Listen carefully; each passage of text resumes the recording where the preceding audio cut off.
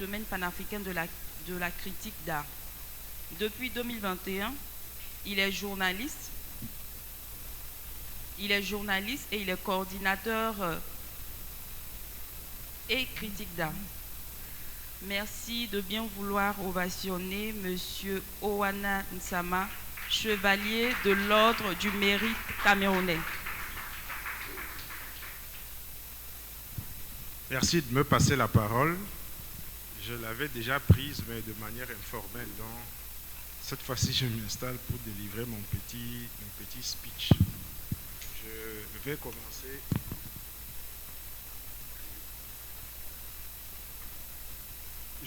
Je vais commencer comme tout le monde en remerciant les organisateurs qui m'ont fait l'amitié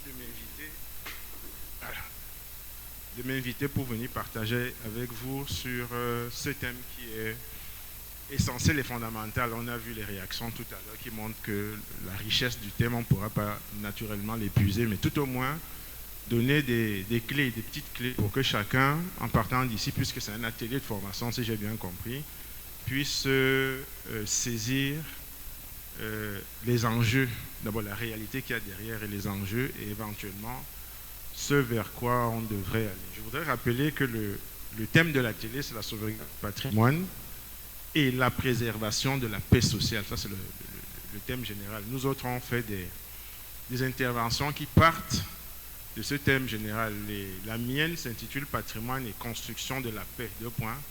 Notion, forme, identitaire. Normalement, j'aurais peut-être dû passer avant M. Akissi parce que je parle sur les concepts qui renvoient à la réalité qu'il a eu à décrire en réalité. Mais ce n'est pas très grave parce que les échanges étant interactifs, je crois qu'on se comprend tous. Donc, j'ai pensé, pour commencer, j'avais pensé que puisque les organisateurs ont conçu ce thème, et vous constaterez que le « et » qu'il y a dans la sauvegarde du patrimoine et la préservation, le « et » si il est inclusif, c'est-à-dire que le second terme est la conséquence du premier, la sauvegarde du patrimoine et la préservation de la paix sociale. C'est-à-dire la paix passe par la sauvegarde de ceux qui constituent notre identité, comme disait M. Akissi tout à l'heure. Donc, il faut savoir de quoi on parle. C'était ma première préoccupation. C'est pour ça que j'ai pensé utile pour tout le monde de revenir sur les notions. Vous savez que le patrimoine est une notion qui peut se mettre aussi bien au singulier qu'au pluriel. Elle renvoie objectivement pour qu'on fasse la part des choses. Le patrimoine, on l'a vu dans les slides de tout à l'heure, le patrimoine est quelque chose de varié et de protéiforme. Le patrimoine ne renvoie pas essentiellement à quelque chose de solide. Il y a les aspects immatériels. Quand on vous parle des récits, le monsieur tout à l'heure, avec les traditions, ce qu'il ne dit pas, c'est que dans l'exception qu'il soulève, il y a la déperdition. On a parlé de la langue ici tout à l'heure, il y a à peine 5 minutes, on parlait de la langue. Ces cultes se font des langues. Et on parle des langues qui se perdent. On parle des langues qui se perdent, c'est un constat qu'on fait, on fait partout. Le parent disait comment il se bat avec ses enfants. Chez moi, c'est pas différent. Chez moi, c'est pas différent. Il faut être violent, limite. Et la chose sur laquelle on achoppe quand on aborde ce thème qui est la question de l'identité. On l'avait déjà abordé tout à l'heure, mais l'identité en réalité, l'enjeu quand on parle des questions de patrimoine, et vous allez voir pourquoi. J'ai un petit plan, je suis assez didactique et pédagogique, qui va commencer par, je vous rappelle mon thème, patrimoine et construction de la paix, notion, forme et identité. Alors, mon plan, je ne sais pas si vous voulez que je me lève, hein, que je reste assis. Ok, d'accord. Ok, d'accord, merci. Donc, mon plan commence par des hypothèses. Les hypothèses, ce sont les éléments qui permettent, partant du thème général, d'amorcer une réflexion. Sinon, vous allez venir, vous allez parler de tout en même temps. C'est pour ça que j'en ai 2 et je vais les décliner, vous verrez. Ensuite, les concepts problématiques qui nous renvoient à cette réflexion. Les concepts, ce sont les idées directrices.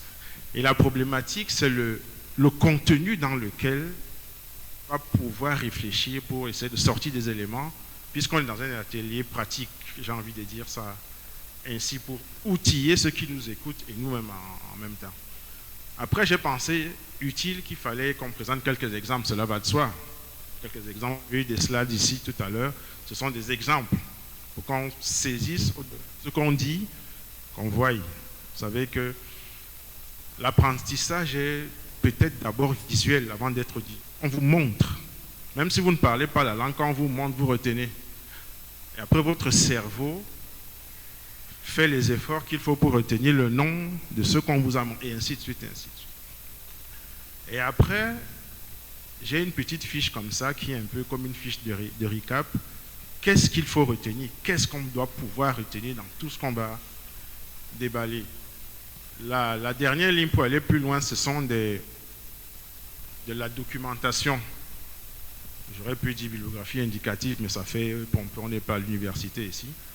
Pour aller plus loin, il y a des choses qu'on peut lire et qui ne sont pas exhaustives, ces choses-là, bien entendu. Il y a toute une littérature. Vous avez suivi un expert de l'UNESCO. L'UNESCO, c'est une banque de données incroyable sur les questions de patrimoine.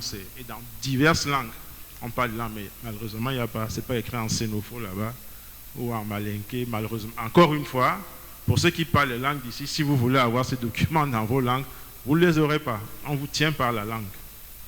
Et la dame, quand... Non, je crois que c'était, je vais dire le parrain aussi, ça c'est une digression, quand il parlait des langues. Vous savez,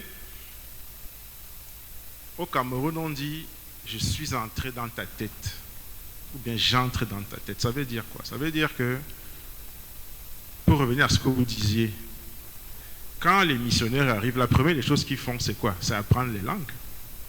C'est apprendre les langues. Ils viennent, ils ne savent pas comment on parle. C'est fait partout. Parce qu'une fois qu'on parle votre langue, une fois qu'on vous comprend, on est entré dans votre cerveau, comme on dit dans ma langue. Et une fois qu'on entre dans votre cerveau, on fait de vous ce qu'on veut. C'est fini. Et le combat donc devient, et ça met j'ai envie de dire des années, sinon voire des siècles, pour pouvoir sortir de là. Et vous savez, moi je suis quelqu'un d'optimiste. Et ceux avec lesquels on croise le fer comme ça, à gauche, à droite, ils sont toujours surpris qu'on parle bien leur langue. Donc, ne soyez pas désespérés. Si vous ne pouvez pas parler votre langue, pour des raisons diverses, parlez la langue de l'autre et parlez-la mieux que lui. Et écrivez-la mieux que lui. C'est aussi une manière peut-être pas de gagner le combat, moi je ne suis pas violent, mais de rétablir des équilibres. Donc, pour aller plus loin, c'est deux ou trois informations qui, pour ceux que ça intéresserait, pourront les consulter et compléter tout ce qu'on aura eu à dire ici. Donc, pour les hypothèses, je disais tantôt que j'en avais une haute et une basse. Enfin, c'est une manière de dire qu'il y a une qui est fondamentale et la seconde est dérivée de la première, en fait, en termes de questionnement. La première, c'est patrimoine et élaboration de la paix. Quand on dit patrimoine et élaboration de la paix, ça veut dire qu'il y a un lien de causalité directe entre la paix, il disait la paix sociale dans le texte qu'on m'a envoyé dans les papiers, la paix sociale et le patrimoine. Ça se fait comment? Quand on dit patrimoine et paix sociale, vous avez vu les photos qu'on nous a montrées. Comment on peut partir de ça et dire qu'on peut avoir la paix, il y a la paix? Première question. On parle de questions de recherche pour ceux qui, je ne sais pas s'il y a des étudiants ici, pour ceux qui font qui travaillent sur les méthodologies de la recherche. On vous parle toujours de la question de recherche. C'est la question qui fonde votre questionnement que vous allez faire. La deuxième, donc, le patrimoine et les enjeux identitaires. Tel que c'est conçu dans le document qu'on m'a envoyé, ça ne paraît pas. Et vous avez vu le premier exposé, il n'a pas mis long, il a commencé à parler de la question de l'identité. Parce que le patrimoine traduit ce que vous êtes. Le patrimoine est ce que vous êtes. Mais avant d'être ce que vous êtes, le patrimoine est ce que vous êtes sans être existant. Parce que vous venez vous trouver des choses. Et on vous dit que ça fait partie de votre patrimoine. Quand vous allez au village, il y a les tombeaux, on dit voilà, tes grands-parents, voilà, ton arrière-grand-père, des choses comme ça. Vous savez, chez les Blancs, c'est hyper bien organisé, hein, le Panthéon et tout le reste. On ne fait pas pipi sur les murs du Panthéon, hein, n'est-ce pas? Pourtant, ils sont morts il y a des siècles. On respecte cela. Donc, il y a un enjeu identitaire parce que le patrimoine traduit ce que nous sommes essentiellement en réalité. Et c'est pour ça que la question qui est posée ici aujourd'hui est d'une importance fondamentale. Ça ne paraît peut-être pas comme ça quand on le dit, mais elle est essentielle et fondamentale. Bon, maintenant, les notions, les concepts, les thèmes qu'on va employer, les notions qui sont construites autour de ces thèmes et la problématique de réflexion. Vous savez, la notion de ou du patrimoine, ça dépend de comment vous pouvez l'apprendre. Ça dépend de comment on peut l'apprendre. Quand vous dites la notion de patrimoine, on renvoie tout simplement à... On appelle ça l'heuristique, c'est-à-dire qu'on jongle avec les mots savants en réalité. Mais quand vous parlez du patrimoine, vous commencez à être concret. Vous commencez à être perçu par ceux qui vont vous écouter. C'est un atelier de formation. Il y a des formateurs aussi ici qui ont à la limite l'obligation de répercuter ce qu'ils auront retenu pour que cela fasse tache d'huile. Parce que si on fait des exposés trop aériens, ça ne nous sert absolument à rien en fait. Dans la notion du patrimoine. Bon, maintenant, le patrimoine lui-même, il ne faut pas oublier qu'il peut revêtir des formes diverses. On l'a vu tantôt. On va voir les formes de ce patrimoine. Alors, cette problématique renvoie à deux questions essentielles. Les patrimoines, là j'ai mis au pluriel parce qu'il y en a de diverses formes, et la déstabilisation sociale. On a vu très rapidement tantôt, vous savez, il y a eu des... Je parle sous votre contrôle, l'Afrique de l'Ouest, ces 15 dernières années, si vous ne prenez que les questions sociopolitiques internes, la Côte d'Ivoire, le Mali, j'ai envie de dire hier, vous savez, on a détruit des lieux de culte. Je parle du Mali, je ne parle pas de la Côte d'Ivoire, par respect. On a détruit des lieux de culte. Vous avez vu comment ça fait rebondir les questions identitaires et tous les conflits qui étaient déjà plus ou moins, on avait essayé, l'UNESCO est venu baratiner, l'ONU est venue. Dès qu'on a cassé les mosquées, nous on est redescendu dans la rue. Observez très bien. Et le dernier point qui découle de cela, c'est que quand on touche à ce qui est nous, EST, vous déstabilisez la société forcément, parce que les gens se reconnaissent. Mon frère tout à l'heure parlait de la Tour Eiffel, vous savez, les Jeux Olympiques, on les a clôturés hier, enfin avant-hier ou quelque chose comme ça. Personne ne peut toucher la Tour Eiffel. Hein. Moi-même, je vais me lever pour défendre la Tour Eiffel là aussi. Parce qu'on est tous totalement acculturés par cela. Vous savez, les Noirs, il y a des gens qui sont allés en France ici, n'est-ce pas? Bon, c'est pas grave. Quand vous irez en France, je suis convaincu, mon fiston qui est assis devant, la première chose que vous allez faire, c'est aller faire le selfie sur la Tour Eiffel. Vous avez déjà vu ce genre de photos dans Facebook, n'est-ce pas? Tout le monde.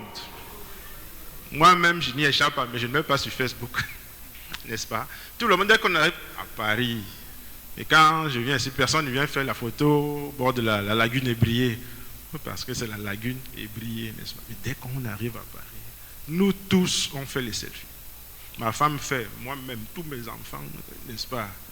Pourquoi? Je le dis, ça fait peut-être rire, mais ce que je veux dire, c'est que c'est pour montrer comment est-ce qu'un élément comme la Tour Eiffel, il y en a d'autres à Paris, bien entendu, cristallise ce que le français pense être au-delà de tout, n'est-ce pas? Donc personne ne peut à la Tour Eiffel, sinon vous déclenchez un troisième conflit. Quelqu'un parlait de la première et deuxième guerre, c'est la troisième guerre mondiale qui va, et c'est comme ça partout. Je prends un autre exemple, moi je suis pratique. 89, vous avez vu la chute du mur de Berlin. Tout le monde a suivi, vous pouvez lire là-dessus.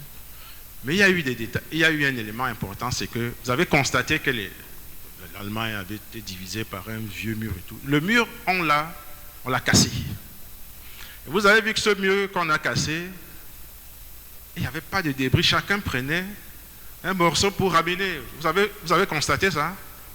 Chacun, moi j'ai mon mur de Berlin chez moi, patrimoine. Parce que ça cristallise une identité qui a été j'ai envie de dire, comprimé pour les Allemands de l'Est. Vous savez que l'Allemagne, c'était Est et Ouest. Or, c'est un même peuple. Vous pensez toujours que les guerres, on est bête parce qu'on fait les... Là-bas, chez eux, c'est grave. Hein? Il y a même les guerres de 100 ans, pour ceux qui connaissent un peu l'histoire. Guerre de 100, n'est-ce pas? Donc, chacun a pris un morceau de ce mur et se l'est approprié. Quand vous arrivez chez certains, on est fier de vous montrer mon mur, voilà mon mur de Berlin. Parce que ça cristallise une identité. Que vous soyez allemand de l'Est ou de l'Ouest, peu importe. Ils parlent la même langue, hein, cela dit en passant. Mais vous voyez que les morceaux, c'est de la pierre. Hein. Pourtant, les missionnaires vous ont dit que c'est pas bien, c'est des objets païens, donc ne chantez plus dans vos langues, n'est-ce pas? Donc, ouvrez votre esprit et ne soyez pas complexés. Vous devez être capable, et je parle aux formateurs qui sont ici, d'apporter des réponses, peut-être pas à tout, mais des réponses décisives sur ce genre de questions, sans complexe. Je dis sans complexe. Alors, la notion du patrimoine ou de patrimoine ou du patrimoine. Vous allez constater que, et ça je fais une petite digression, vous allez voir comment mon PowerPoint est présent. Vous avez vu comment il est présenté?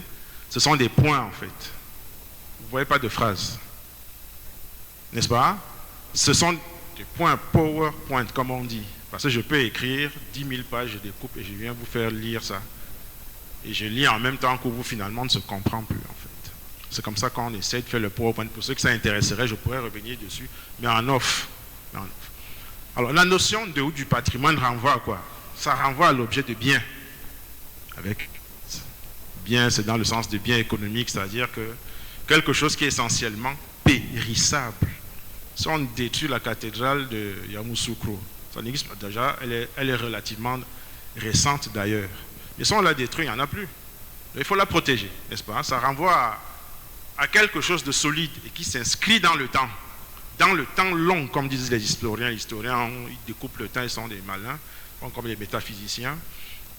Quand vous allez, non, ça c'est le temps court, là c'est le temps long. Alors, le bien patrimonial s'inscrit essentiellement dans la durée et dans le temps long. Parce que si ça ne s'inscrit pas dans la durée, vous aurez des problèmes à dégager et à fossiliser une identité de cela. C'est pour ça que ce qui est connu depuis des années ou des siècles, je préfère dire ça de manière alambiquée comme cela, constitue essentiellement une valeur patrimoniale. Et ce bien renvoie à des éléments de matérialité. On peut voir, mais au-delà de voir, on le touche, ou bien on la touche, ça dépend de ce que vous avez devant vous. Mais le patrimoine, ce n'est pas seulement ce qui est matériel, c'est aussi des éléments d'immatérialité, ou bien qui constituent de l'immatérialité. Quand vous parlez des récits historiques, le frère qui parlait de traditions qui se perdent, vous ne les avez pas en main. C'est des choses qui sont dans votre cerveau, qui font partie de la culture qui est la vôtre, là où vous vous trouvez. Si on supprime ça, si on l'interdit, si on n'apprend pas ça, ça disparaît. Et vous savez qu'il y a des langues qui disparaissent. Il y a des langues, on parle des langues mortes aujourd'hui, hein, n'est-ce pas? Le latin, le grec, les gens d'un certain âge à l'école ont tapé aux fesses pour réciter Veni Creator Spiritus quand on allait à la catéchèse. Aujourd'hui, c'est fini. Le latin, le grec ont disparu. On parle de langue morte, justement. Donc, si on ne préserve pas ça, c'est fini. Et les ardents défenseurs de ces langues, moi j'aime bien provoquer les Français là-dessus, c'est encore nous les Africains, n'est-ce pas? Ceux qui ont été éduqués à cette école au Cameroun, il faut voir l'école latine. Personne n'y comprend rien. On chante juste, n'est-ce pas? Et chante très bien parce que c'est très, très, très intéressant. Donc, l'immatérialité. Maintenant, une fois qu'on a fait le tour du bien, de la matérialité et de son immatérialité éventuelle, le patrimoine renvoie à quelque chose qu'on appelle en philosophie, on parle d'entité en fait. C'est-à-dire que c'est un élément qui incarne un vécu, au-delà du vécu qui existe en fait. C'est pour ça que je parle d'entité, et qui peut être maintenant quelque chose soit avec un statut soit privé, soit public. Chez vous, quelqu'un a dit dans le premier, je crois, une question, chez vous, vous avez des éléments de patrimoine qui sont le patrimoine de la famille, comme on dit. tout le monde le sait, il y a des vieilles photos, il y a la vieille machine Singer de ma grand-mère, moi je l'ai encore. Pour ceux qui ont connu la marque Singer ici, je vois des fronts, il y a des gens qui connaissent et des têtes aussi. Ce sont des éléments, voilà, il y a quelqu'un qui sourit, ce sont des éléments de patrimoine, j'ai envie de dire, voilà, privé. Ça c'est pour nous, c'est à la maison, etc. On parlait de la tour Eiffel, là c'est public. Donc le patrimoine balance de cette manière-là. Alors, une fois qu'on a compris ça, et une fois qu'on pose la question de son enjeu, on constate que ce qui est matériel ou immatériel a un réel besoin, un réel souci de conservation et d'entretien. Vous savez, si vous n'entretenez pas votre patrimoine, il s'effrite et il disparaît. Moi, quand je suis arrivé en Afrique, il y a quelque chose qui m'avait frappé. Dans les maisons des gens, aussi bien au Cameroun qu'ailleurs, je n'étais pas encore arrivé en Côte d'Ivoire, vous avez dans les salons une espèce de, enfin j'appelle ça natte, et on y incrustait des photos en fait. Je ne sais pas si vous avez vécu ça. Bon, le parrain, forcément, lui, c'est un parrain, il connaît ces choses-là. Et il y avait des photos. Peu importe dans quelle qualité de conservation ça se... Mais elles étaient là justement. Et j'avais toujours eu l'impression qu'on préfère que ça vieillisse comme ça. Au lieu de... Bon, les albums photos sont arrivés après, mais c'est comme ça toujours. Des fois, vous ne voyez plus la tête, on voit les pieds. Mais la photo est là. Elle est là. Elle est bien là. Donc, il faut entretenir. Le patrimoine, c'est quelque chose qui s'entretient. Et qui se transmet justement. Vous savez, dans les pays où on a le souci de ce type de tradition, quand vous arrivez chez quelqu'un, moi je suis notaire, c'est un exemple, je vous dis, le cabinet que j'ai hérité du cabinet de mon arrière-grand-père en fait. Donc ça se... Oui, c'est comme ça, même chez les avocats, j'ai vu ça plusieurs fois. Il dit voilà la chaise sur laquelle mon grand-père, mon père, son père, et puis c'est moi aujourd'hui, la 4e, 5e génération.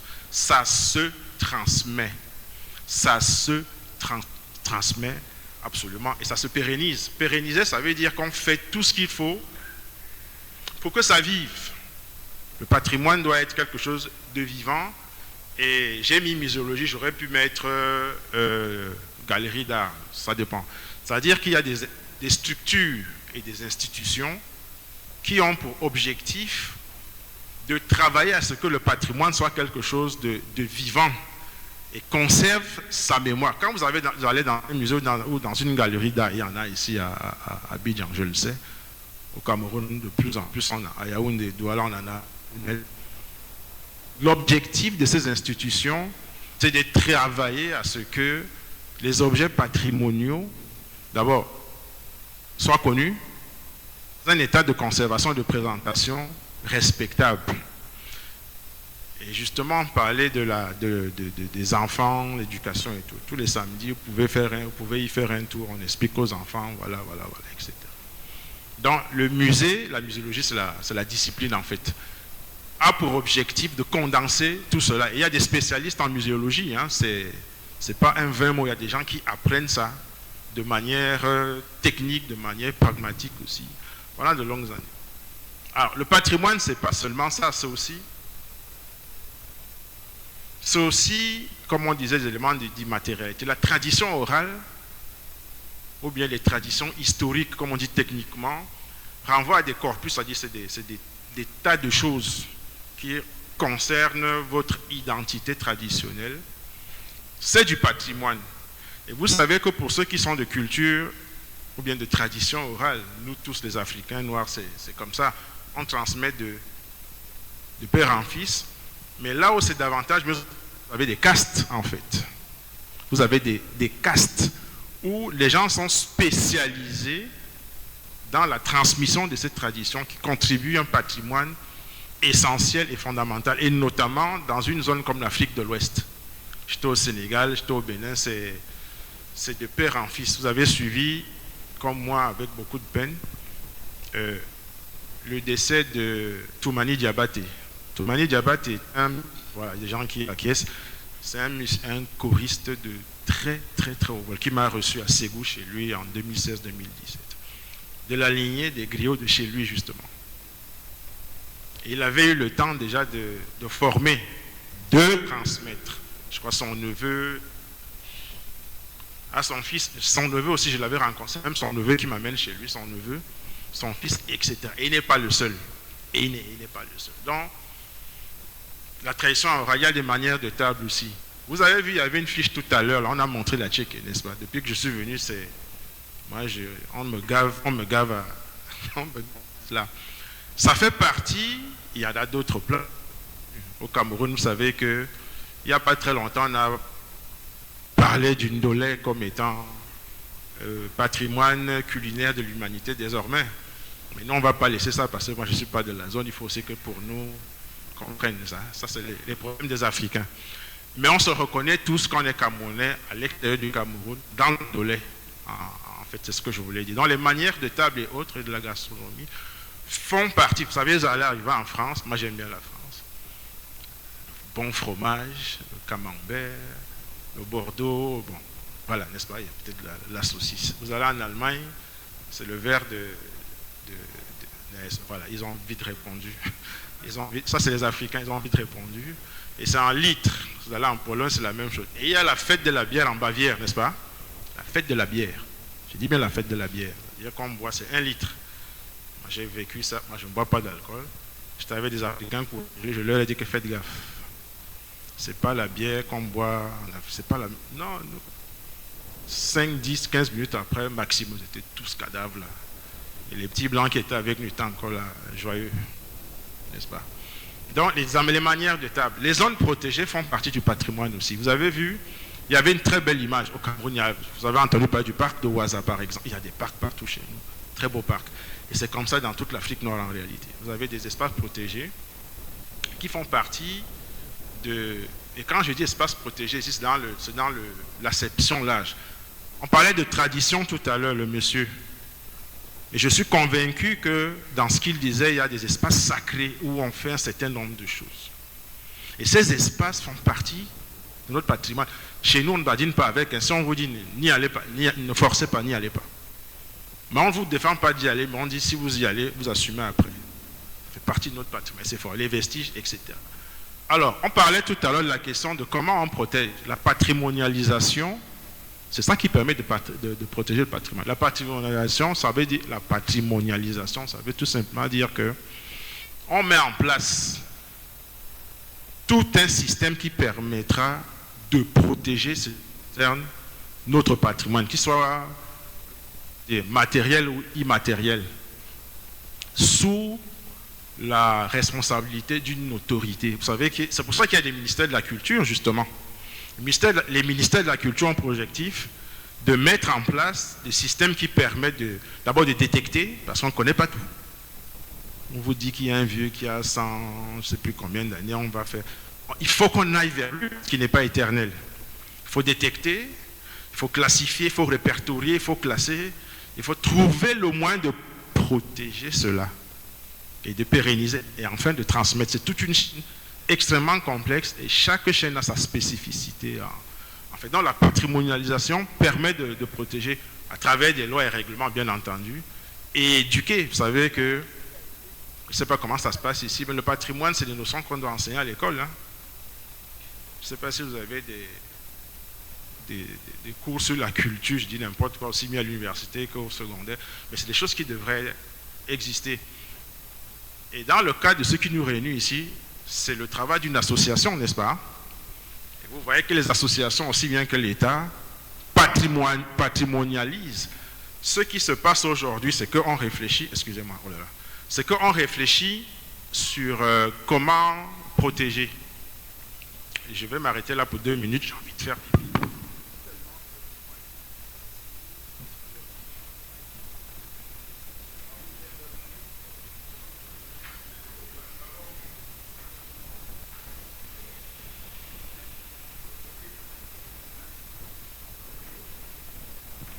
On va profiter de cette petite pause pour remercier nos différents partenaires. Nous allons remercier l'ambassade de France en Côte d'Ivoire. Nous allons remercier le FAEC.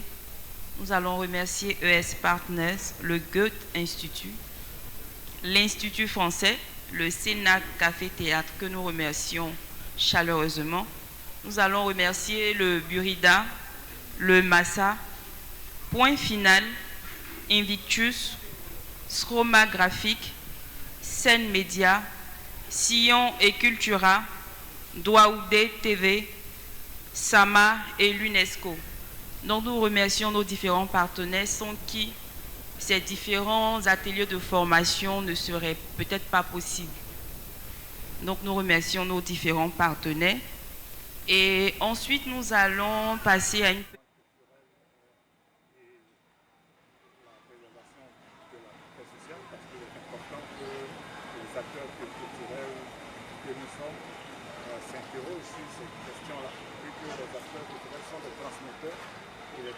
Que même soit suffisamment, on va dire, enseigner ou renseigner sur cette question-là pour pouvoir transmettre un certain nombre de choses à ceux qui apprécient leur vie aujourd'hui.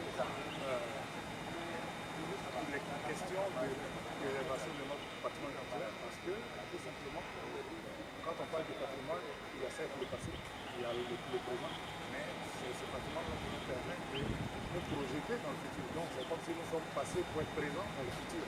Et c'est au nom de cela que je suis ravi de voir que les acteurs culturels se sont déplacés comme il le faut pour venir justement échanger, partager. Je suis Dr Alima et j'interviendrai tout à l'heure. Mais bien avant, je voudrais donner quelques éléments de réponse par rapport à la préoccupation comment préserver ou transmettre le patrimoine.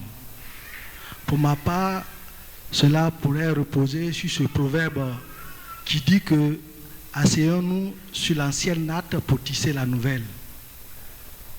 La réalité, le patrimoine lui-même se définissant comme étant un héritage que nous acquérons et que nous avons obligation de préserver et d'y ajouter quelque chose et aussi de le transmettre aux générations futures. Et pour dire quoi? Pour dire que chacun de nous, nous avons notre part à jouer. Quand quelqu'un disait tout à l'heure, certains bradent leur patrimoine, ça veut dire lui-même, il ne sait pas ce que ça représente pour lui, ce pourquoi il le brade. Donc, il y a la question de la sensibilisation, la prise de conscience de ce que représente le patrimoine dans chacune de nos vies en tant qu'humains. Et le deuxième pan, c'est l'action gouvernementale. C'est vrai, nous avons hérité beaucoup de choses de la colonisation, mais nous avons nos réalités. Il faudrait que, un peu à l'image de la termitière, on dit, si la termitière est termitière, c'est parce que le termite a accepté d'ajouter de la terre à la terre. Et ça, c'est primordial pour nous. Donc, on a hérité d'un certain nombre de mécanismes de la part du colon, mais nous avons nos réalités et nous devons pouvoir les arrimer à nos réalités. Aujourd'hui, prenant le cas de la Côte d'Ivoire, nous avons eu notre première loi sur le patrimoine en 87 et après quelques décennies, nous avons trouvé que cette loi, elle est caduque. Il fallait la réviser. Et en 2022, nous prenons une nouvelle loi pour le patrimoine qui tienne maintenant compte de nos réalités. Et tenez-vous bien, nous avons eu l'indépendance en 1960. Ce n'est qu'en 2014 que l'État de Côte d'Ivoire va se doter d'une loi portant protection, ou non, d'une loi portant politique culturelle nationale. Pour dire que, c'est vrai, nous avons traîné, mais il y a des choses qui sont en train de se faire au fur et à mesure. Et c'est pour cela que je voulais me réjouir de ce que le premier intervenant ait présenté un certain nombre d'acquis au niveau de l'État de Côte d'Ivoire. C'est minime, mais ce sont des avancées et chacun de nous doit s'y mettre. Surtout, c'est ça d'abord. Nous devons prendre conscience que le patrimoine, et par étymologie même qui veut dire l'héritage du père, dont nous héritons de quelque chose, nous avons obligation de le préserver, de l'enrichir et de le transmettre. Mais que faisons-nous? C'est toute la grande question. Et je pense qu'à la sortie de peut-être cette formation, on aura des éléments de réponse. Je vous remercie. Merci. Encore une fois, désolé pour la petite interruption. C'est très pour moi. Vous avez une question?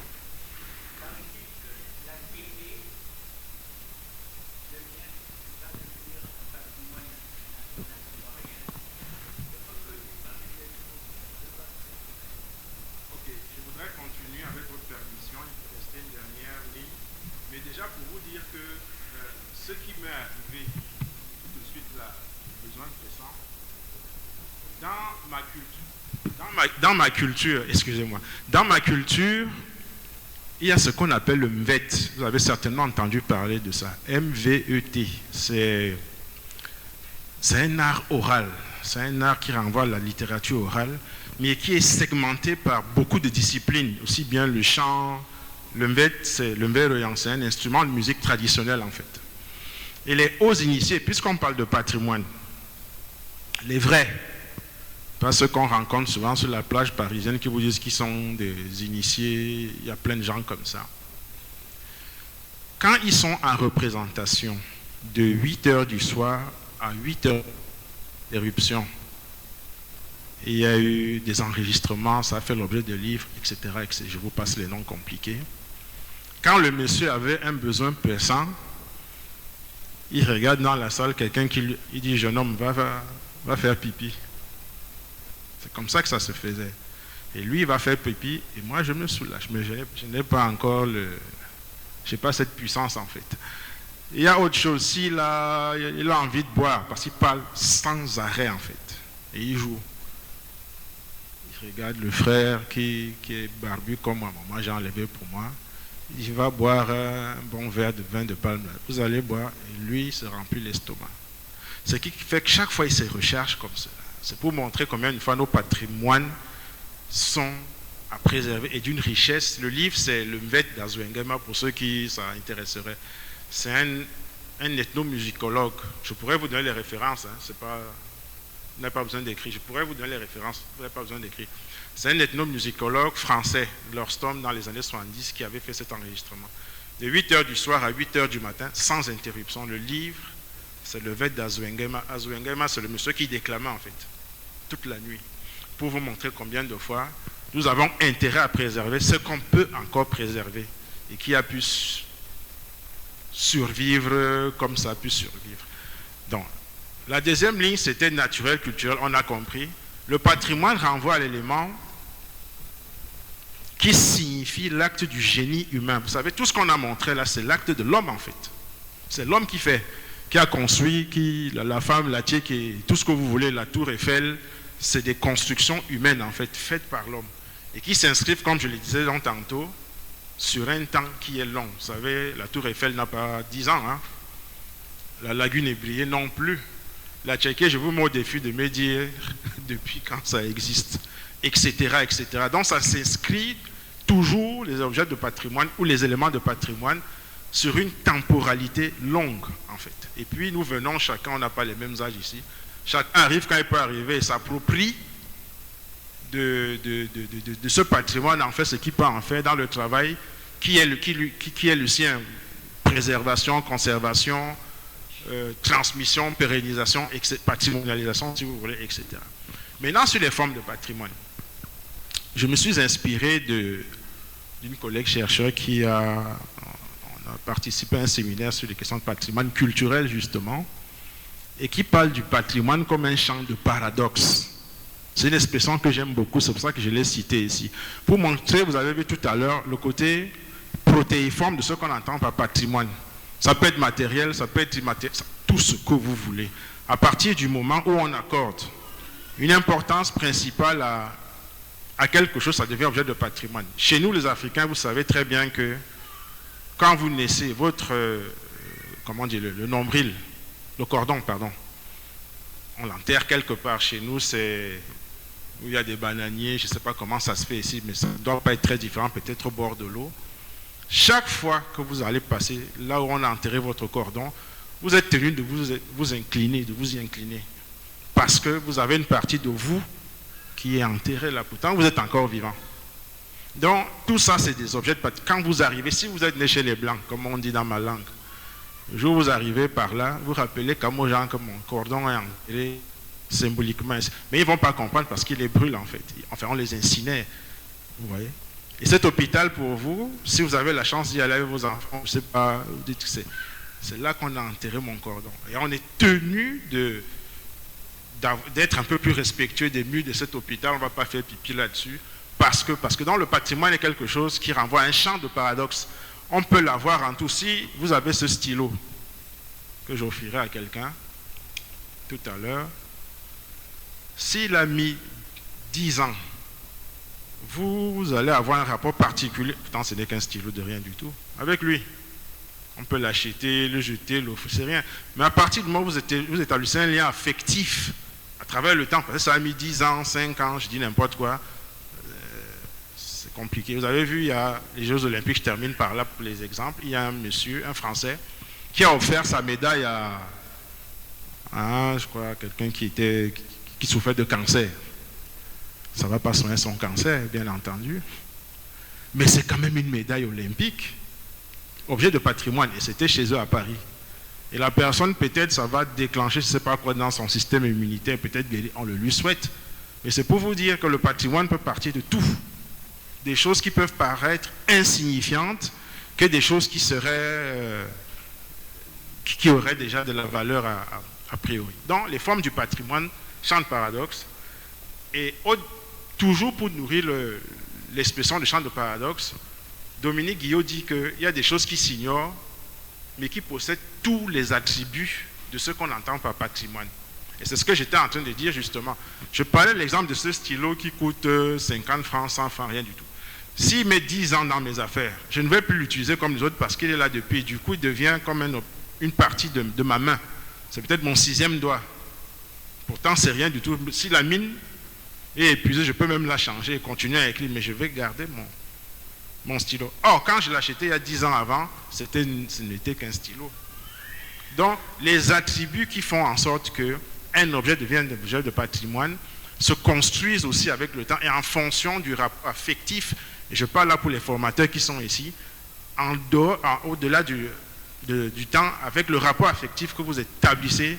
Moi, j'ai une machine, vous avez vu ma machine là, voici. Elle a 20 ans. Elle a quand même 20 ans, n'est-ce pas? J'en ai d'autres, mais moi, je suis toujours ici parce que, bon, c'est vrai, j'ai toutes mes données là-bas dedans, mais c'est comme ça. Ça fait 20. Elle n'est jamais tombée malade en dehors du lecteur de CD. C'est tout. Donc, même le net, je ne peux même pas me connecter là-dessus, la technologie, pas encore à ce niveau. Mais je la garde de manière affective. Et si on me la pique, je vais faire le deuil. C'est devenu un objet de mon propre patrimoine personnel, pardon. Donc, on était où? Voilà. Un champ de paradoxe. Des choses qui s'ignorent. Quand on en faisait l'acquisition il y a 20 ans, ce n'était qu'un PC. Aujourd'hui, la technologie est 10 000 fois plus sophistiquée que ça. Mais moi, je garde mon vieux PC. Donc, le rapport que vous établissez, forcément affectif, forcément utilitaire, c'est un objet, c'est un outil de travail. En fait, vous savez, il y a des gens qui ne changent jamais de voiture. Vous le savez. Vous avez votre vieille Simca, vous avez une vieille Mercedes, des choses comme ça. Vous pouvez changer, mais vous ne changez pas.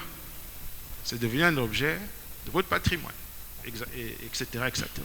Donc, Dominique Guillot dit donc que, parce qu'elle dit des choses très intéressantes, je préfère la citer là-dessus, qu'au-delà de ce qu'on peut connaître ou comprendre du patrimoine, comme on l'a vu dans le premier exposé, les changements contemporains, les changements du monde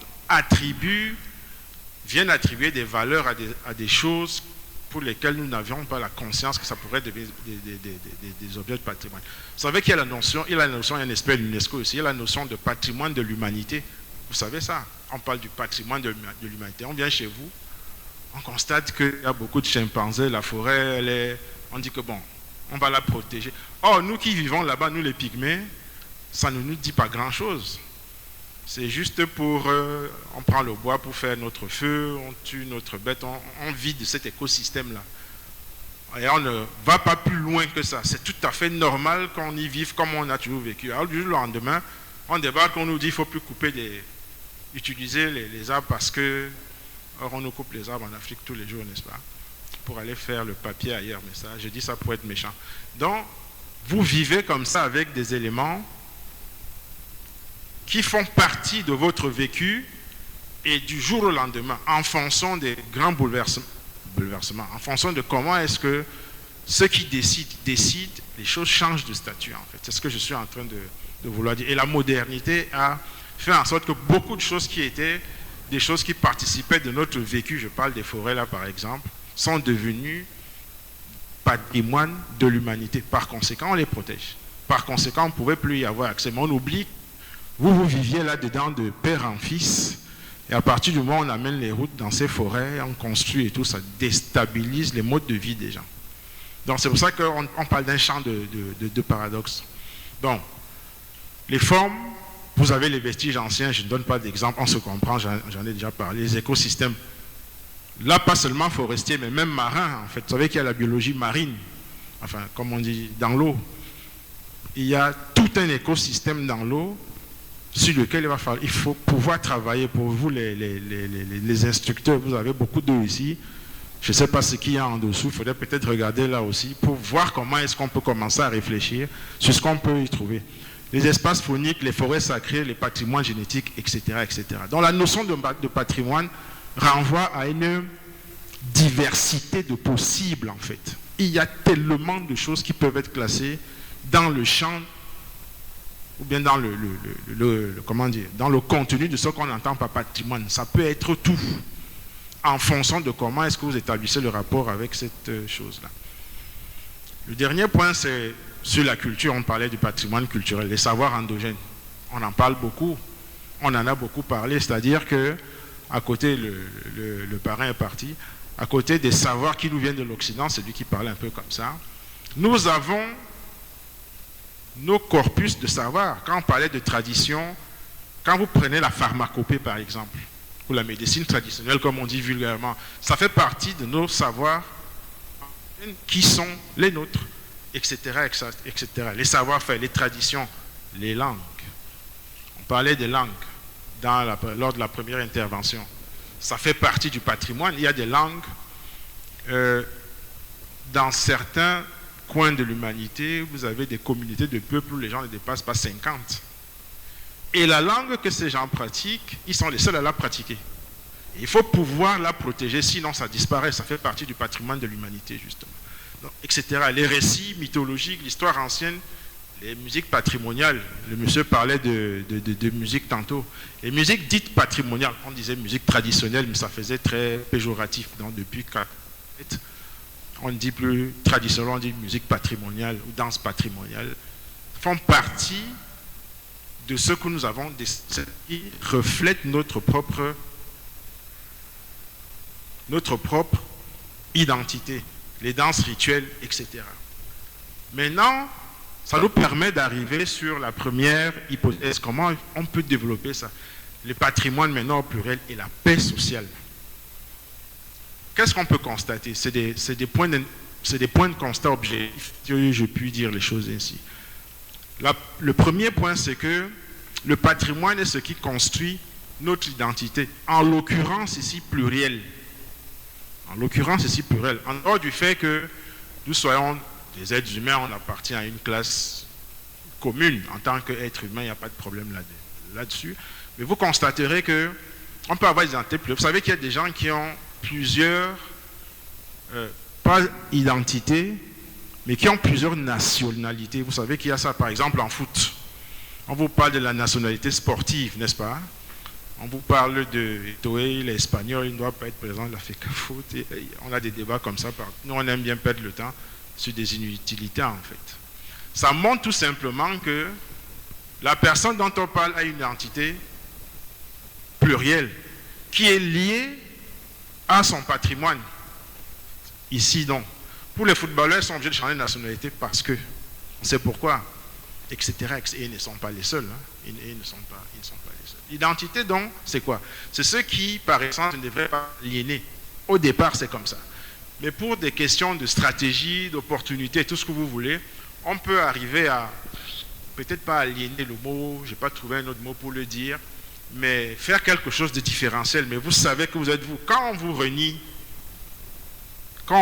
votre appartenance à un groupe parce que vous avez changé de nationalité,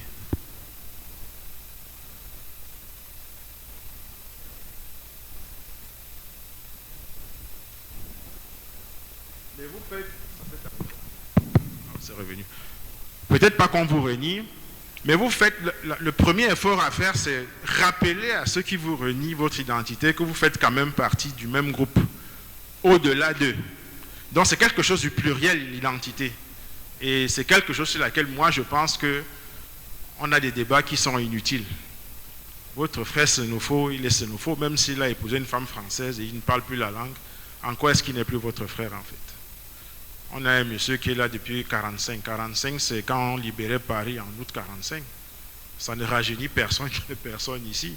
Il est là, il a fait, j'ai envie de dire, l'essentiel de sa vie ici. Il est des nôtres.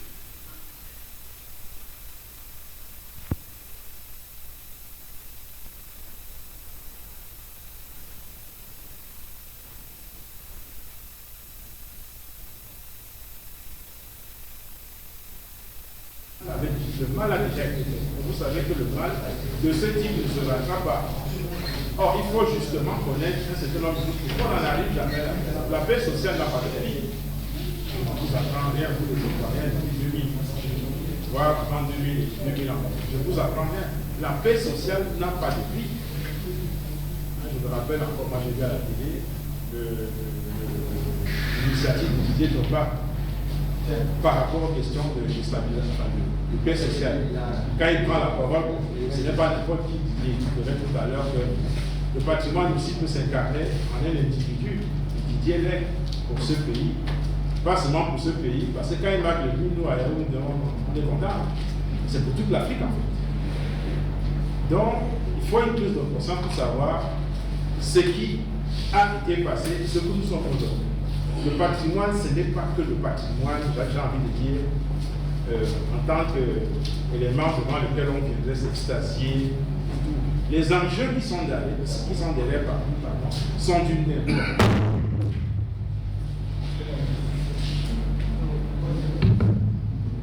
Oui, c'est bon. Allô? Moi j'ai mon patrimoine, hein? Lui ne me lâche pas, il ne me lâche pas. Donc, il est important de savoir cela et cette fiche en disant que ceux qui ont un patrimoine culturel commun ne devraient pas pouvoir s'affronter. C'est aussi simple que ça.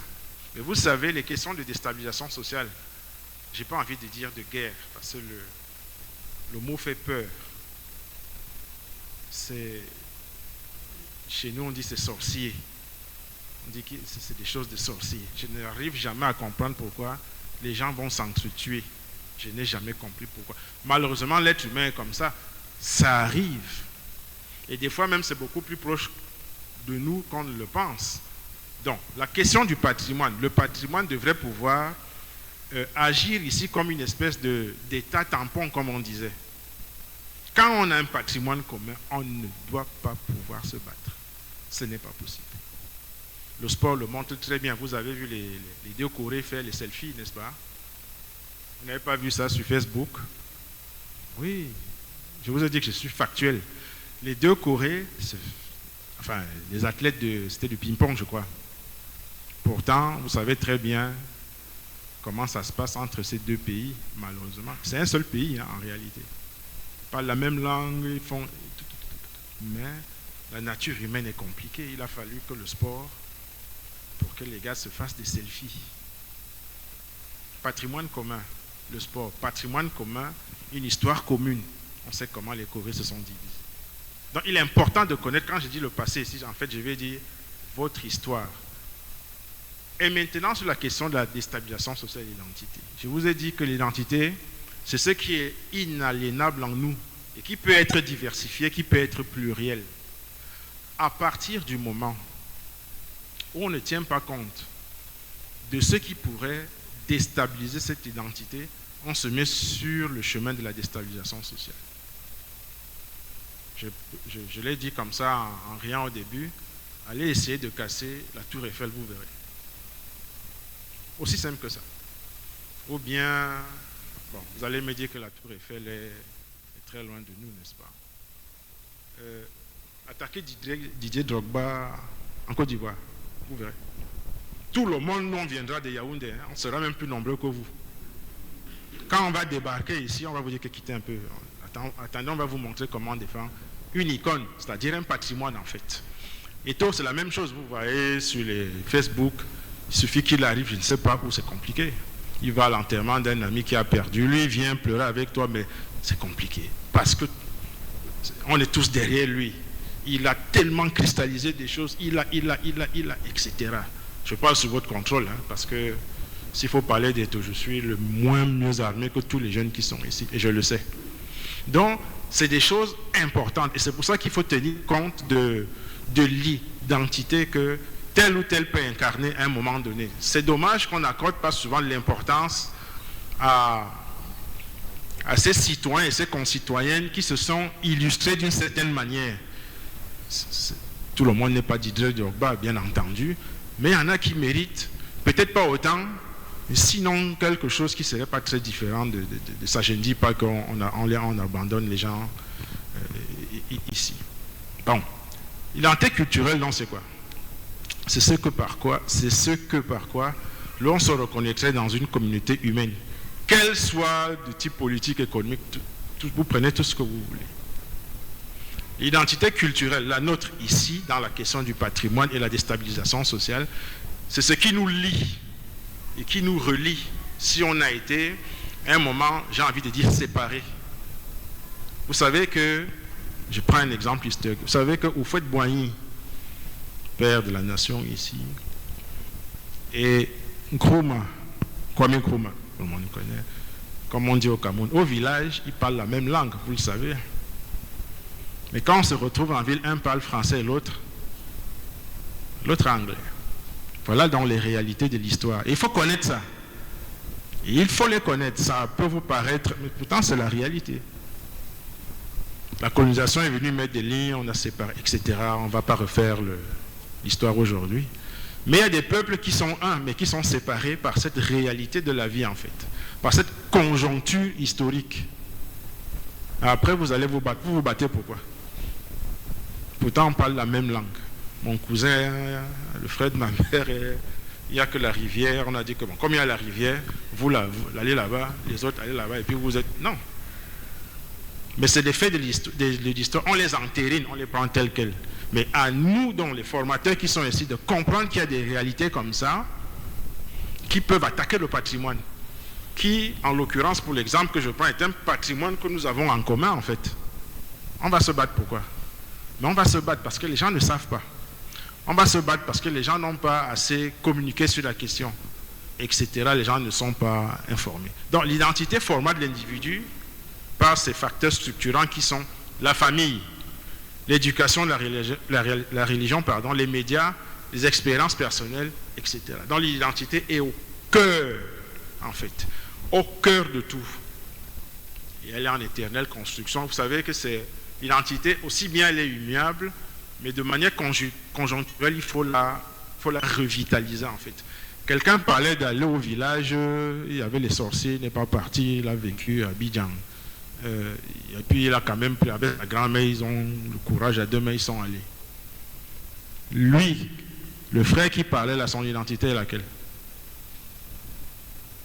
Ce n'est pas une question, hein, je ne vous demande pas de répondre, mais je vais vous faire comprendre que pour qu'il se remette à flot son identité, lui, il a fallu qu'il reparte, même s'il avait été coupé en fait. Donc, ça se construit. Je ne veux pas dire qu'il a perdu parce que vous l'avez en vous, en réalité. Il suffit que vous arriviez chez moi.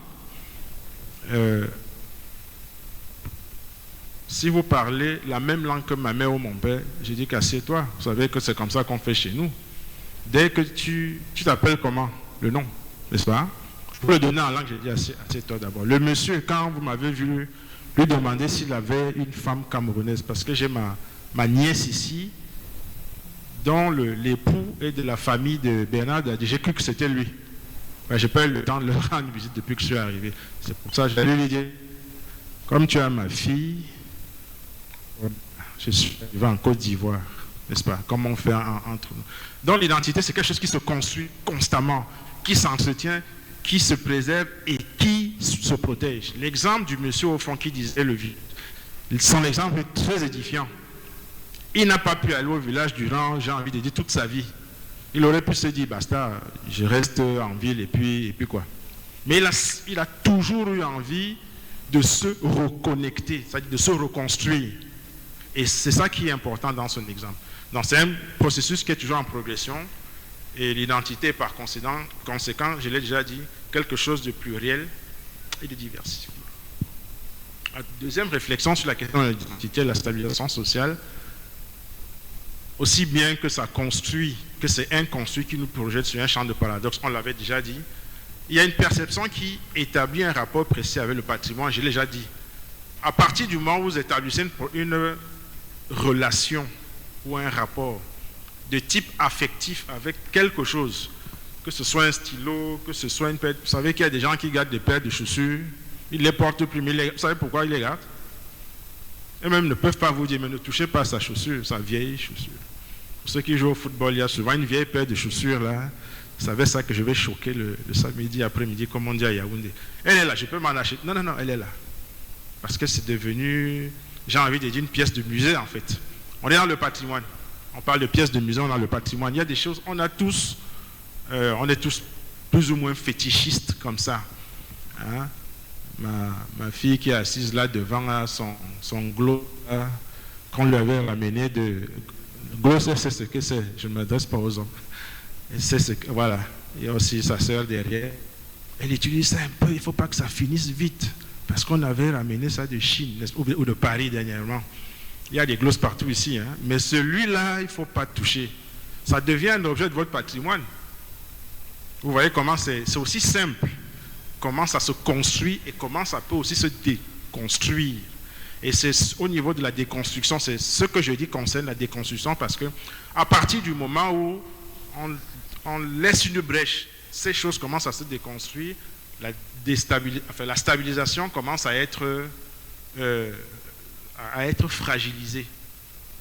Donc, la perturbation de ce regard, comme je disais, affectif éventuellement, induit un changement de focal. C'est-à-dire que si on vient vous perturber dans le rapport avec votre gloss, madame, les problèmes commencent, en fait. Et ça part de rien du tout. Et c'est pour ça que les objets de patrimoine, il faut les prendre avec le plus grand sérieux. Il n'y a rien qui soit supérieur à l'autre. Ça peut être n'importe quoi. Ça peut être, vous savez qu'il y a des gens qui collectionnent des vieux billets, des choses comme ça. N'allez pas toucher à leurs vieux billets. Je ne veux pas dire qu'ils n'ont plus de valeur. Il y a des philatélistes qui collectionnent les timbres, par exemple. Il y a. Tout ça, ça fait partie de mais le patrimoine de type maintenant privé. Alors, aussi bien si on parle, s'il te plaît, aussi bien si on parle de celui ou la personne qui collectionnerait des timbres, aussi bien si ça fait partie d'une politique publique culturelle de l'État, ça doit être protégé en fait. Parce que ça a la vocation à être transmis. Il n'y a pas de patrimoine sans processus de transmission et de pérennisation. Sinon, on est dans une espèce de fétichisme qui ne nous apporte rien. Il faut partager, il faut faire connaître, il faut transmettre, il faut protéger absolument. L'avant-dernière cartouche sur la question de la stabilisation et de l'identité, ce sont des espèces de recommandations cette fois-ci. Pour ce faire, il faut que l'identité soit solidaire de l'ensemble de tout ce qui concerne le patrimonial et entretenir constamment ce regard. Je parlais de muséologie, de musée tout à l'heure ou de galerie d'art. Vous savez que le musée garde, pour dire ça simplement, garde des objets d'art. Imaginez-vous si on n'avait pas de musée. Ou bien, dans nos chefferies traditionnelles, je crois qu'ici c'est la même genre, dans une chefferie, il y a les artisans de la chefferie et du chef qui font des trônes, qui font les bancs, etc., etc. Les parures. Moi, je suis drapé aujourd'hui. Pour la petite histoire, moi, j'avais mis mon costard et je l'ai oublié. Je me suis retrouvé avec la chaussure et les manchettes en main. Je suis monté dans l'avion, j'ai oublié. On m'a dit, ouais, tu vas venir parler du patrimoine en costume. Vraiment, je ne savais pas comment faire. Et il y a une tunique qui a atterri directement sur ma tête. Et je l'ai mise, et voilà. On est dans le patrimoine, il faut pouvoir s'adapter parce qu'il faut pouvoir transmettre. Et c'est fondamental et essentiel. Donc, la question de l'éducation, de l'information, de l'enseignement, de la vulgarisation est au cœur. Si vous n'informez pas, je parle aux moniteurs et aux formateurs qu'il y a ici, puisqu'on est dans un atelier, si vous n'éduquez pas la masse critique que vous avez devant vous, ça va être compliqué. Ça va être compliqué. Si vous n'enseignez pas comme il faut, si vous ne transmettez pas, si vous savez qu'il faut, la pédagogie, c'est la répétition, hein, la meilleure manière d'enseigner, dit-on. Il faut absolument. Ça va nous permettre d'éviter pas mal de mauvaises choses. Rappelez l'importance de l'histoire et de la culture. Ce n'est que ce que je dis depuis. C'est histoire et culture, sinon culture et histoire. Tout est autour de vous, tout est en vous. Il faut savoir piquer les exemples qu'il faut et savoir parler à ceux qui vous écoutent. C'est tout. Je ne prends que des exemples de culte, enfin d'histoire un peu, de culture un peu, je mélange et tout, pour qu'on se comprenne très bien. C'est ce que j'essaie de faire ici. Parce que l'histoire structure et consolide le mental de l'individu. On parlait des questions conflictuelles, etc., dans toute la sous-région. C'est des choses à connaître. Si vous évitez de les connaître, ou bien vous ne voulez pas les connaître, vous n'êtes pas sur la bonne voie. Il faut les connaître pour qu'elles n'arrivent plus, pour savoir comment faire, comment elles n'arrivent plus, à travers la question du patrimoine, justement, pour rester dans le creux de l'atelier. La culture, elle, l'histoire, c'est ce que j'ai dit, structure et consolide, ce que vous avez mentalement dans votre tête. La culture, elle fixe de manière concrète nos connaissances. J'ai dit bien, elle fixe. Vous savez, un historien, c'est forcément quelqu'un de cultivé, sinon vous n'êtes pas historien, en fait. Mais un cultureux n'est pas nécessairement un historien. Or, vous, les formateurs, là, vous devez trouver la ligne médiane entre les deux. Parce que vous êtes une courroie de transmission. Et vous devez éduquer ceux qui viennent vers vous partant de la question du patrimoine, qui n'est donc plus, comme je l'ai dit tantôt, quelque chose qu'on pourrait prendre à la légère parce que les enjeux identitaires renvoient au conflit. Donc, le prix à payer pour être stable est un peu celui-là. C'est des choses qu'il faut connaître, des choses travailler, des choses qu'il faut répéter aux gens constamment. Et on doit être solidaire autour des questions de préservation du patrimoine. Si vous n'avez plus de patrimoine, ça dit, je vais dire, comme on dit, il y a des muséologues ici, de l'UNESCO, vous allez prêcher dans le désert. Parce que l'apprentissage est concret et pratique. Quand je parlais de Tour Eiffel, là, j'ai dit, là, voilà, vous voyez la photo, on peut la toucher si on est là-bas. Les mosquées, les Tombouctou qu'on a bombardés dernièrement, malheureusement, vous savez qu'il y a des projets, c'est encore l'UNESCO et autres, qui se battent pour essayer de reconstituer. On ne reconstitue pas pour rien, pourtant c'est de la terre, n'est-ce pas? Vous voyez comment c'est paradoxal, on va dire, ces choses-là, on peut les... Non. Parce que ça renvoie à des questions, à des enjeux identitaires. C'est pour ça qu'il faut rétablir ça. Vous savez, ceux qui vont au pèlerinage à la Mecque, peut-être qu'il y a des musulmans ici, vous savez qu'on va toquer le front sur la pierre noire. Vous savez ça, non? Vous le savez, la pierre noire. Non, vous ne répondez pas, ça veut dire que je ne communique pas bien. Vous avez entendu parler de pour les juifs, par exemple. Bon, voilà, là c'est mieux. Vous ne pouvez pas aller casser le mur des lamentations, hein, vous aurez tous les juifs sur vos têtes. Pourtant, ce n'est qu'un mur. Qui a toute une histoire derrière pour ceux qui lisent la Bible. J'en vois, il y en a certainement là, ils me regardent bizarrement, attendant que je blasphème, mais moi je ne blasphème. Vous n'allez pas me dire aujourd'hui. Vous ne pouvez pas aller attaquer ce mur, ce n'est pas possible, pourtant ce n'est qu'un mur. Mais pourquoi on ne peut pas l'attaquer? Parce qu'il renvoie à une question identitaire, renvoie à des enjeux qui sont au-delà de nos petites personnes individuellement parlant, bien entendu. Donc c'est très très important. Donc les notions de patrimoine, identité et stabilité sociale sont intimement liées. Et c'est pour ça que cet atelier est important en fait. On n'aura peut-être pas suffisamment de temps pour entrer dans beaucoup de détails, mais je crois que l'essentiel doit être compris. Il faut absolument qu'on comprenne qu'au bout de la chaîne, quand on parle des questions de patrimoine, il y a l'identité qui est au creux. Et si on joue avec, vous savez, nous on fait la politique, on vient, on manipule les gens, je vous en tuer, moi, et je ne reviens plus au village. Moi j'ai déjà eu le poste. Et après, c'est compliqué, c'est un peu le lot de nos pays africains, mais ça va changer, ne vous inquiétez pas. Moi, j'ai bon espoir. Donc, il faut comprendre que tout est lié, en fait. Tout est lié. Et la culture, ce n'est pas, comme on dit, un épiphénomène, hein, contrairement à ce qu'on pense. Il y a des pays qui n'ont pas de ministère de la culture, mais ça marche. Aux États-Unis, il n'y a pas de ministère de la culture. Il n'y en a pas. Mais vous allez me dire qu'ils ont le temps de régler leur pays. C'est vrai. C'est vrai. Nous aussi, on doit pouvoir en arriver là et nous mettre et se mettre au niveau qui doit être le nôtre. Donc, la traduction du processus dynamique qui génère la paix est dans celle-là. Lorsque ces aspects internes sont connus et protégés et respectés de tous. Respectons la culture du voisin. Je vais dire son patrimoine. S'il a une forêt où on dit qu'on n'en pas à partir de 18h, n'y allez pas, s'il vous plaît. S'il vous plaît. Je vais vous raconter toute une petite histoire.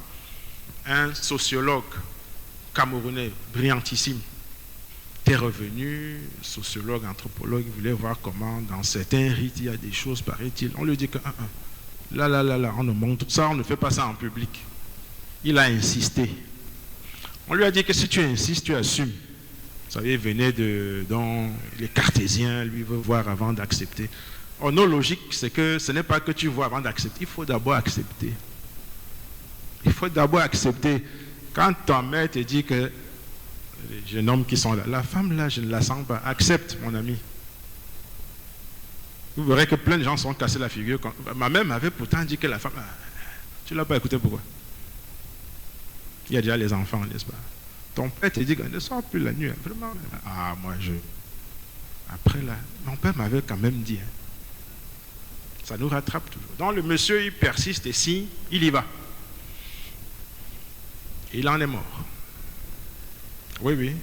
Il est revenu, tombé malade, c'était compliqué. Il est parti. Sa femme elle était maire d'une petite commune dans une banlieue de Yaoundé, une femme blanche, ancienne, professeure de maths à l'université camerounaise, plus qu'elle, tu n'avais pas toutes les langues et tout ça depuis 60, peut-être elle c'est 80 ans, j'en sais rien. Elle est toujours en vie, d'ailleurs, au moment où je vous parle. Donc, respectons l'identité de l'autre, c'est-à-dire son patrimoine.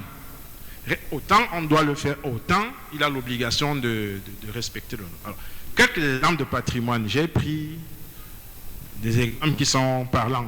Vous allez voir des décorations.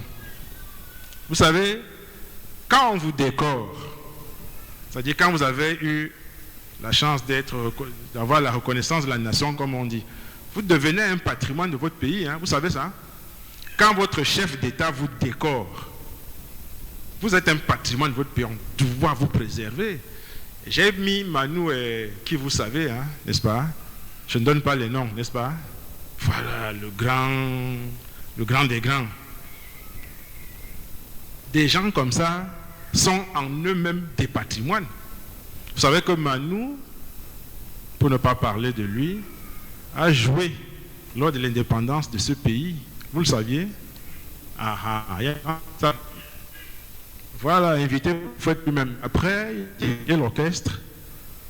Ah, voilà. Donc, nous sommes, j'ai envie de dire, nous sommes ensemble, comme on dit. Donc, c'est un patrimoine, je vous fais fi des décorations. L'autre jeune homme à côté, on connaît ce qu'il a symbolisé pour la jeunesse, pour ne pas aller jusqu'au bout. Bon, il est parti, il y a eu tous les débordements qu'on a vus, mais c'est parce qu'il symbolisait quelque chose de particulier, justement. Il était un patrimoine pour ces jeunes-là. Donc le patrimoine n'est pas qu'un individu. Les êtres humains en eux-mêmes, vous avez Pelé, le voleur, il est parti, vous avez vu comment on l'a enterré, on a construit une espèce de tour Eiffel, on a allé poser son cercle, c'est très impressionnant. Parce que ce n'est plus n'importe qui en fait. Pourtant, ce n'est que quelqu'un qui tapait dans un ballon avec tout le talent qu'on lui connaissait, qui a gagné sa première Coupe du Monde à 17 ans quand même, n'est-ce pas? Donc, l'être humain est un patrimoine. Bon, vous avez, je ne vais pas revenir sur... oui, je vais terminer dans les temps. L'être humain, comme je le disais, est un patrimoine, mais à côté, le premier exposé, on a eu des slides qui allaient dans ce sens-là. Vous avez Mopti, je crois que c'est Mopti, vous avez une espèce de réserve immense qui est patrimoine de l'humanité aussi. Et tout ça fait l'objet d'une espèce de patrimonialisation, c'est-à-dire que d'un processus qui consiste à protéger ces éléments-là. Vous savez, vous ne touchez pas à Manu, vous ne touchez pas à Drogba, vous ne touchez pas à Eto'o, par exemple. Je prends des exemples simples. Parce qu'ils revêtent quelque chose d'extrêmement fort dans leur communauté, aussi bien la communauté de footballeurs que la communauté citoyenne, qu'elle soit camerounaise, espagnole, je ne sais pas combien de passeports il a. Parce qu'il est ce qu'il est. Donc on doit le protéger et c'est l'objectif de tout le monde. J'ai mis une petite cartouche, vous allez voir les deux jeunes dames qui dansent là. J'étais à un festival il y a près d'un mois. Et les festivals ont ceci de particulier que des institutions, c'est ça un festival de Koumassi, ça veut dire que tout ce qui concerne la socioculture de Koumassi, c'est là-bas que j'habite, c'est pour ça que le nom, je le sors très rapidement, est condensé et présenté, préservé et partagé lors de ce festival qui vous fait connaître donc comment nous, les gens de Koumassi, nous faisons ça, nous faisons ça, nous faisons ça, nous faisons ça, nous faisons ça. Donc vous les formateurs là, regardez bien ce qui se passe dans les festivals. Prenez le temps de construire les éléments de contexte pour ces gens qui ne... Peut-être pas toute la science serait pompeux de parler ainsi, mais je vais dire que peut-être qu'ils le font seulement porté par une espèce d'enthousiasme comme cela. Mais il faut arriver à les amener à structurer leur travail pour que ça s'inscrive sur la durée et que ça devienne un vrai patrimoine. C'est ce que je voulais dire en fait. Et ça continue. J'ai des logos là. Bon, les logos en soi, c'est des objets de patrimoine. Quand vous regardez le logo de Shell, pour ceux qui connaissent Shell, ou bien d'Adidas, il y a des sportifs ici. Quand on voit l'Adidas, c'était le slogan, la phrase, c'était la marque à 3 bandes. C'est comme ça qu'on disait la marque à 3 bandes. Quand on dit voilà, mais j'ai pas 77. La marque à 3 bandes, on sait que c'est Adidas. Personne ne touche. Personne ne touche. Et ainsi de suite à Love New York et tout ça. Et ou bien celle de Lacoste que vous connaissez aussi, le crocodile vert, etc. Tout ça, tous ces logos sont en soi des patrimoines parce qu'il y a toute une construction culturelle et historique derrière qui s'établit sur un temps extrêmement long. C'est pour ça que j'ai pris ces exemples pour rompre avec le genre de patrimoine dont on parle habituellement. Alors maintenant on va finir. Je ne vais peut-être pas vous dire ce que vous avez à retenir, j'ai parlé un peu trop, mais ce dont on hérite, que l'on transmet d'une génération à une autre, c'est ça notre patrimoine. Quelqu'un a parlé de transmission tout à l'heure, c'est ça. Ce que vous avez à transmettre, quelle que soit la nature de cette chose, est un patrimoine. Donc le patrimoine est partout pour les formateurs là. Le patrimoine, vous devez pouvoir le trouver partout. Et cela mérite d'être amélioré et préservé, etc. Comme on l'a dit, je ne reviens pas sur tous les autres petits détails qu'il y avait là-dedans. La bibliographie indicative, vous avez 3 notes. Je pourrais vous en donner davantage. Je vais les lire et conclure. Les multiples visages du patrimoine dans les pays du Sud, puisqu'on est en Afrique. C'est pour ça que cet élément m'a semblé important. Ça peut aider ceux qui s'y intéresseraient. L'ouvrage, je pourrais vous faire des copies et envoyer à Soldat, Jaboy par exemple. Les intraduisibles du patrimoine en Afrique subsaharienne. Encore une fois, pour qu'on reste dans le contexte subsaharien. Vous savez que le patrimoine, on le problématise de diverses manières. Puis j'ai écrit un texte en 2003, les usages historiques du patrimoine en question, trajectoire et balises de réflexion à partir de la science historique. Il y a le lien pour ceux qui aimeraient la revue, c'est la revue de la fondation dans laquelle je suis aussi chercheur. Tout le numéro en ligne. Et il y a mon texte, et puis il y en a d'autres qui sont d'ailleurs beaucoup plus savants. Merci à vous.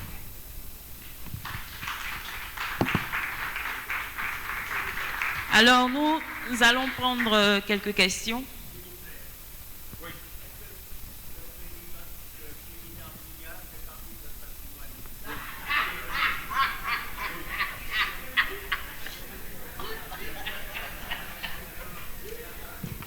Je vous réponds tout de go, oui.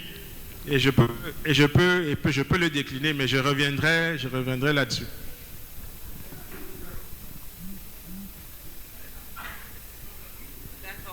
Donc, apparemment, il n'y a pas de questions.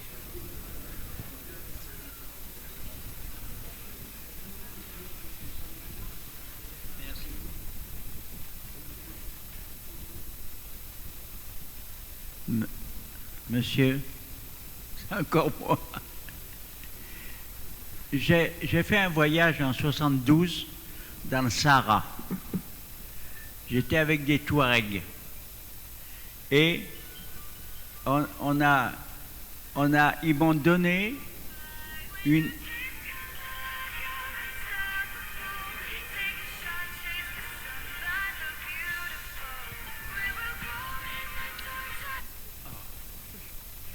Ils m'ont donné une rose des sables. Vous savez ce que c'est qu'une rose des sables? C'est une roche qui ressemble à une rose qu'on trouve dans le Sahara profond, vers Gardaïa, en Algérie. Et donc, depuis 72. Donc, calculé, ça fait 50 ans que j'ai cette rose divine. J'y tiens comme la prunelle de mes yeux. Et en un cas, je voudrais la donner, même si on me donne 500 000, 1 million, je ne la donnerai pas. Alors que c'est une pierre qui a été taillée par le vent, par la pluie, vous voyez ce que je veux dire? Donc ça fait partie de mon patrimoine à moi. Voilà, c'est ça que je voulais vous dire. Merci. Merci. Vous avez tout à fait raison. On devient fétichiste forcément et ça acquiert une valeur affective. Ça dépend maintenant, avec le temps long, du rapport que vous avez établi avec cette banale pierre, parce qu'elle n'est pas la seule d'ailleurs, il y en a, etc. Pour la question sur le président Biya. Le président Biya est dans les arcanes du pouvoir depuis les années 60. Donc, c'est celui qui connaît toute l'histoire politique du Cameroun. J'ai envie de dire contemporain, moderne, conférence de Fumbani, celui qui préparait les dossiers en tant que... Il connaît tout. Il a le mérite d'avoir été Premier ministre, d'avoir vu comment le Cameroun est devenu indépendant. Il a le mérite d'avoir fait plus de 40 ans aujourd'hui, il a tout vu. Forcément, il devient un objet de patrimoine humain et politique. Maintenant, on peut faire toutes les critiques qu'on veut. Mais en soi, et puis il a de l'âge quand même, n'est-ce pas? En soi, quand on a atteint cet âge-là, c'est le fonctionnaire le plus âgé de notre pays, on s'incline. On s'incline devant lui. On le respecte. Et c'est pour ça qu'en soi, il est un objet de patrimoine. Mais vraiment, je lui dis la main sur le cœur. Bon, maintenant, on peut faire des autres que nous on a l'habitude de faire quand on fait de la critique et tout, mais on va pas la faire ici. La question est sérieuse puisqu'on parle de patrimoine. En soi, c'est un objet, c'est un vrai vestige en fait. Ils sont comme ça, deux ou ils étaient trois, il en reste deux. Il y a quelqu'un qui l'a rappelé, qui dirige la DGSN, la Direction Générale de la Sécurité Nationale, qui était déjà un vieux fonctionnaire à la retraite. Il a rappelé, sont deux. Ce sont des patrimoines, ces deux-là. Et des gros bosseurs. Je voulais vous demander aussi, j'ai bien connu Manu Dibango, parce qu'en 1980, je l'ai enregistré, il venait au studio JBZ. Et il a fait un morceau, Makossa, qui a été repris par Michael Jackson. Il y a eu un procès dedans, parce que ça faisait partie du patrimoine musical camerounais. Ça fait partie, c'est ça. Ça fait partie du patrimoine, alors que c'est de la musique, c'est un morceau de musique, mais qui est identifié comme patrimoine camerounais. Est-ce c'est vrai? Oui, la chanson c'est Soul Makossa. C'est comme ça qu'on l'appelle. Soul Makossa, 112. De cette équipe, de cette époque, il en reste deux. Ils sont tous partis. Jean Dikoto Mandengue qui était bassiste, mais qui a fait les chœurs dans la chanson, très exactement. Et Lucien Doba, batteur, qui vient encore, les Mamouari, Manu lui-même, Les autres, ils sont tous partis. Effectivement, c'est une chanson. Déjà, pour la petite histoire, c'est sur une chute de papier à musique, parce que Manu rentre au Cameroun, enfin, il a appelé au Cameroun pour venir écrire l'hymne national de la 8e Coupe d'Afrique 72, Laurent Pocou, pour les Ivoiriens, meilleur buteur, 14 buts, n'est-ce pas? Je parle sous votre contrôle, il y a les footballeurs ici. Ça se voit que lui joue beaucoup au foot. Laurent Pocou à Yaoundé, meilleur buteur de la 8e Coupe avec 14 buts. Manu vient, il écrit la chanson et tout. Dans l'avion, il constate que sa partition n'est pas terminée. Enfin, il y a encore des lignes. Et il griffonne, et c'est ça qui va donner Soul Makossa, en fait. C'est une histoire comme ça, aussi simple, aussi banale. Et la chanson, quand elle sort, elle n'est pas particulièrement appréciée parce que on dit que, mais qu'est-ce que ce monsieur chante, Mamako, Mamazama? Vraiment, tu chantes. Son père lui dit que, toi, je ne comprends même pas ce que tu dis. On t'a payé plein d'argent pour venir, bon, et puis ça passe. Et aux États-Unis, Slim Pesin, qui est parti aussi, qui était l'un des guitaristes de cette équipe-là, raconte donc qu'il y a des Américains qui passaient régulièrement à Montparnasse en France, s'achetaient les disques qu'ils ramenaient. Et c'est comme ça que le monsieur va faire l'acquisition de Soul Makossa parmi les nouveautés qu'il trouve. Il fait jouer ça et puis ça commence à tourner au feu de Dieu, comme on dit. C'est comme ça l'histoire de Soul Makossa. Quand eux, ils y arrivent aux États-Unis, ils disent que le taxi qui vient de prendre à l'aéroport, c'est Soul Makossa et le chauffeur ne sait pas que Manu, c'est lui l'auteur de la chanson. Elle a déjà un succès, puis ça s'est enchaîné, ça n'a plus arrêté, etc., etc. Des années après, Michael Jackson, nos frères américains, ils sont comme ça. On ne va pas être très méchant avec eux, c'est quand même nos frères. Il a repiqué 2 ou 3 petits trucs qu'on a mis sur partition, ça fait ce que ça fait. Il y a eu un procès et Manu n'est pas le seul. James Brown a plagié, André-Marie Tella aussi comme ça, etc. Il y a toute une histoire de plagiat de ce type. C'est toujours nos amis des États-Unis dont nous, on ne parle pas beaucoup de ça parce que c'est entre nous, comme on dit. Il y a eu un procès. Manu a obtenu gain de cause, mais il était très peu disert sur la question. Il n'en parlait pas plus que ça, en fait. Je crois que c'était par pudeur. Il n'en parlait pas plus que ça. Oui, il y a eu, mais quand on dit tu as eu combien, tu as gagné combien, on t'a donné combien, il ne répondait jamais à cette question. Donc, pour le reste, il ne répondait jamais pour le reste, on ne peut pas en dire plus. Mais effectivement, c'est comme ça que ça s'est passé. Et pour revenir à notre atelier, effectivement, Soul Makossa fait partie du patrimoine esthétique musical. J'ai envie de dire camerounais, d'Afrique noire et de toute la diaspora noire. Vous savez que c'est la chanson qu'on cite en exemple comme celle qui inaugure ce qu'on va appeler world music, en fait. Donc ça a échappé totalement à Manu il y a très longtemps, quand on parle des références des musiques noires. Parce que vous ne pouvez pas savoir le nombre de fois que ça a été repris en Amérique du Sud. Les gens chantaient ça en salle, ça dans toutes les langues. C'était quelque chose d'incroyable. Donc c'est une chanson qui fonde un moment, en réalité. Qui fonde un moment et qui va structurer toute la suite dans ce que les gens ont pu produire comme musique.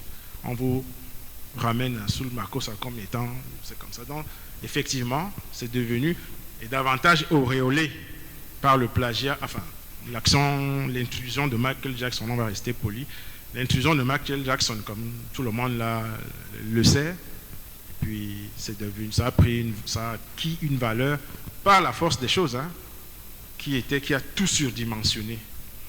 Et il y a des exemples comme ça, c'est des espèces d'accidents de l'histoire, et puis ça a donné ce que ça a donné. Alors, on va prendre la dernière question, et puis on va prendre juste une question, s'il vous plaît. Il y a un 3e intervenant.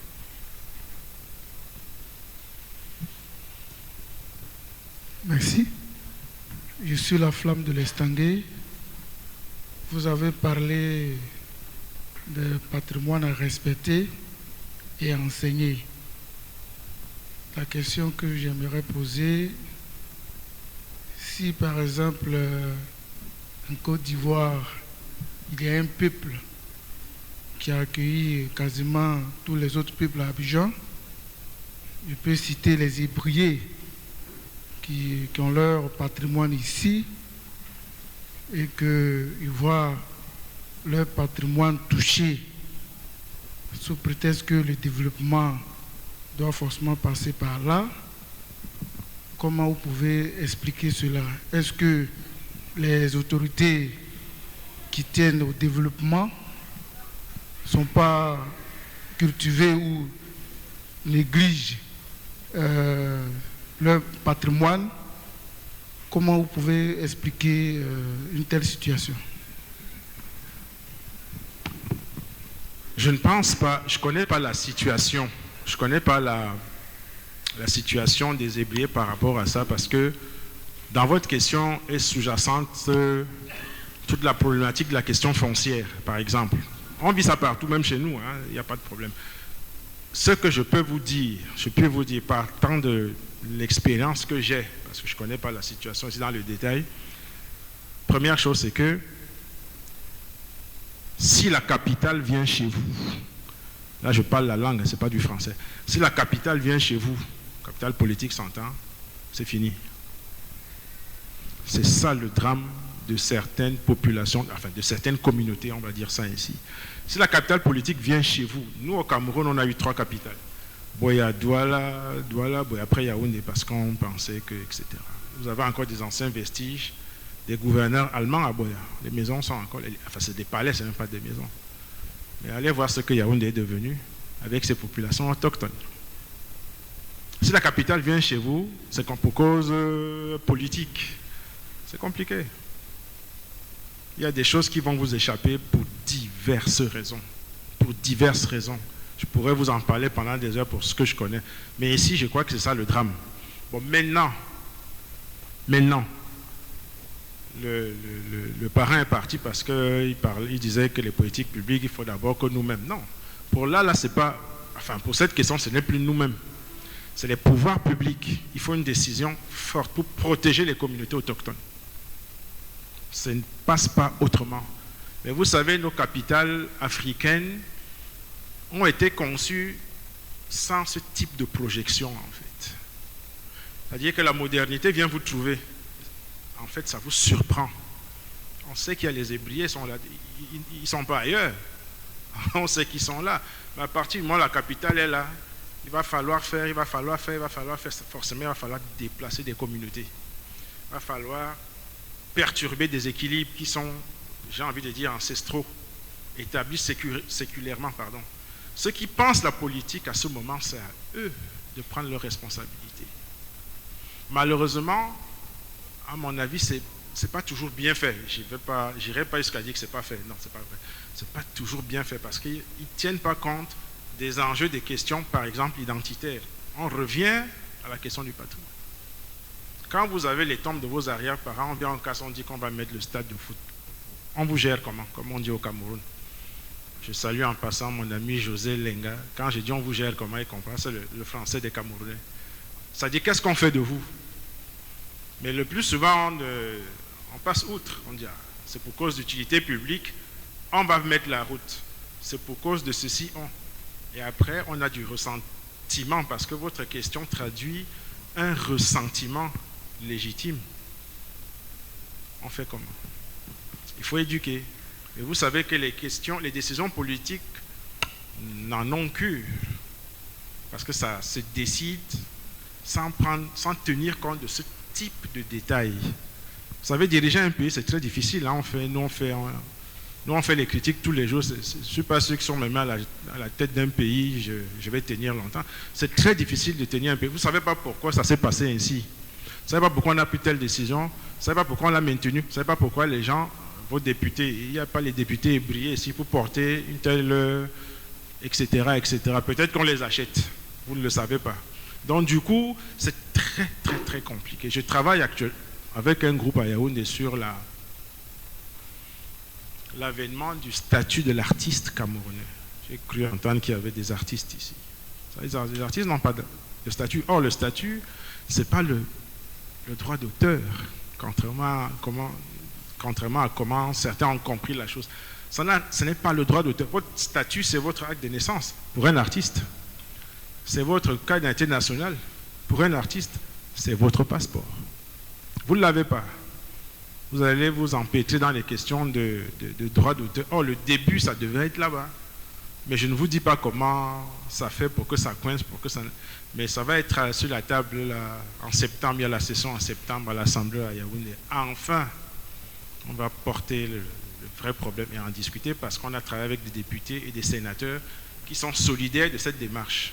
Ouais, c'est très compliqué. Or, nous, on fait les petits savants, on écrit, mais on n'est pas des députés, on ne sera pas dedans. Il faut que les députés qui vont porter la chose soient briefés. On a fait le travail, hein, rassurez-vous. On a fait le travail. C'est compliqué. Mais ils sont le plus souvent toujours minoritaires.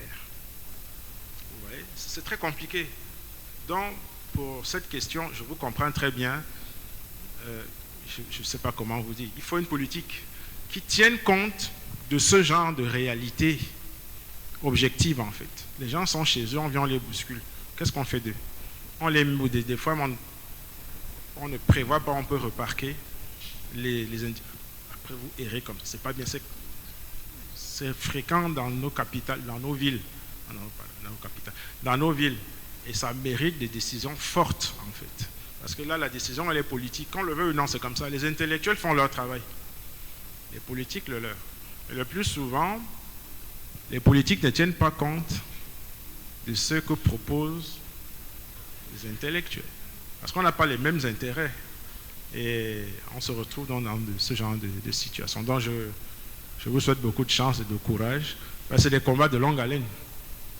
C'est le temps long, n'est-ce pas, dans le patrimoine. Exactement, parce que vous revendiquez votre patrimoine. S'il faut résumer votre question, c'est ça, en fait. Vous revendiquez votre patrimoine de manière légitime. Mais c'est maintenant un patrimoine, il peut être aussi bien privé que public, puisque l'État s'est emparé. Vous voyez, l'État a la force pour s'emparer d'eux. Moi, je vais vous dédommager, vous quitter de là. C'est moi l'État. Ça, on le dit, mais est-ce qu'on le fait? Quand on le fait, est-ce qu'on le fait jusqu'au bout? C'est très compliqué. C'est très compliqué. Merci de bien vouloir ovationner Monsieur Joseph Owona Ntsama. Merci infiniment pour votre brillante intervention. Nous allons recevoir sans plus tarder le prochain intervenant. Mais avant, je tenais à vous rappeler de vous faire inscrire sur la liste de présence. Donc, vos noms, prénoms et numéros WhatsApp. Nous allons aussi remercier les partenaires sans lesquels ces différents ateliers de formation ne seraient peut-être pas possibles. Nous allons remercier l'ambassade de France en Côte d'Ivoire. Nous allons remercier les partenaires. Nous allons remercier le Goethe Institut, l'Institut français. Nous allons remercier le FAEC, le CENAC, le Burida, le Massa, Point Final, Invictus, Stroma Graphique, Scène Média, Sillon et Cultura, Douaoudé TV, Sama et l'UNESCO. Nous allons recevoir le prochain intervenant qui nous vient de la Côte d'Ivoire. Monsieur Aliman Fabrice, il est enseignant-chercheur en patrimoine à l'INSAC. Il est sous-directeur de la conservation, de la restauration et de l'aménagement à l'Office ivoirien du patrimoine culturel. Il est technicien, assistant conservateur, conservateur de musée, gestionnaire de patrimoine culturel, facilitateur de la Convention de 2023 pour la sauvegarde du patrimoine culturel immatériel, enseignant-chercheur en patrimoine à l'INSAC, sous-directeur de la conservation, de la restauration et de l'aménagement à l'Office ivoirien du patrimoine. Ovationnez Monsieur Aliman Fabrice.